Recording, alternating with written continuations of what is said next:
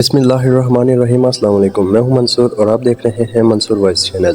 بادشاہ اور 7 شہزادیاں۔ شہزادی نے سب کو کھلے دل سے معاف کر دیا، مگر ان سب کو احساس دلا دیا کہ وہ غلطی پر تھے۔ پورا واقعہ جاننے کے لیے ویڈیو کو اینڈ تک لازمی دیکھیں۔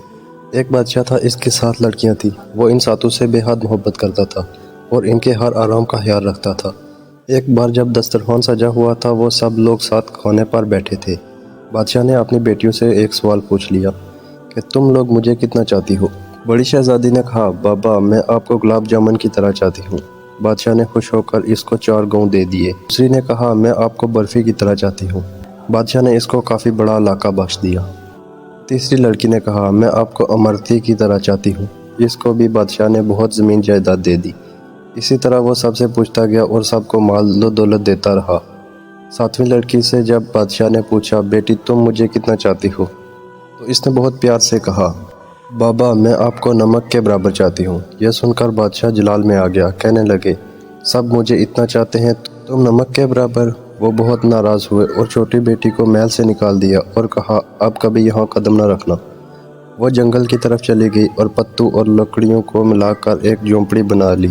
وہیں پر رہنے لگی۔ بھوک لگتی تو پھل کھا لیتی، سوکھے پتوں کا بستر بنا کر سوتی۔ ایک دن جب وہ سو کر اٹھی تو دیکھا کہ رنگ برنگی چڑیوں کے پر ہر طرف بکھرے پڑے ہیں۔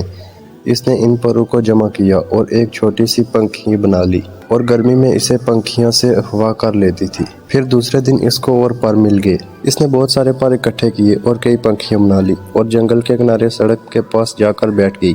اپنا چہرہ چادر سے ڈھانپ لیا۔ لوگ آتے گئے اور پنکھیاں خریدتے گئے۔ اتنی خوبصورت پنکھیاں انہوں نے کبھی نہیں دیکھی تھی۔ اب تو بھیڑ سی لگ گئی۔ ایک بار شہزادے کا ادھر سے گزر ہوا۔ اس نے اتنے خوبصورت پنکھیاں کبھی نہیں دیکھی تھی۔ سارے خرید لیے۔ پھر شہزادی سے پوچھا، تم کون ہو؟ اس نے کوئی جواب نہیں دیا۔ اس کے خوبصورت ہاتھ بتا رہے تھے کہ اس نے کبھی کام نہیں کیا تھا۔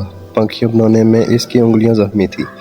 شہزادہ اس کے پیچھے جنگل آ گیا اور جب اس کو پتہ چلا کہ وہ شہزادی ہے اور سزا کاٹ رہی ہے تو بہت غمزدہ ہوا۔ وہ اپنی سلطنت پر واپس گیا اور والدین سے سارا ماجرا کہہ سنایا۔ ان لوگوں کو بھی دکھ ہوا اور وہ اپنے بیٹے کی بارات جنگل لے کر آ گئے۔ دونوں کی شادی ہو گئی، مگر شہزادی اپنے والد کو بہت یاد کرتی تھی۔ وہ خوش نہیں رہتی تھی۔ ایک دن اس نے شہزادے سے کہا کہ وہ اپنے والدین کی دعوت کرنا چاہتی ہے اور ان سے ملنا چاہتی ہے۔ شہزادے نے زبردست دعوت کا انتظام کیا اور بادشاہ کو دعوت دی۔ شہزادی نے کہا، سارا انتظام آپ دیکھیے، مگر اپنے والدین اور بہنوں کے لیے کھانا میں خود تیار کروں گی۔ سارے مہمان آ گئے۔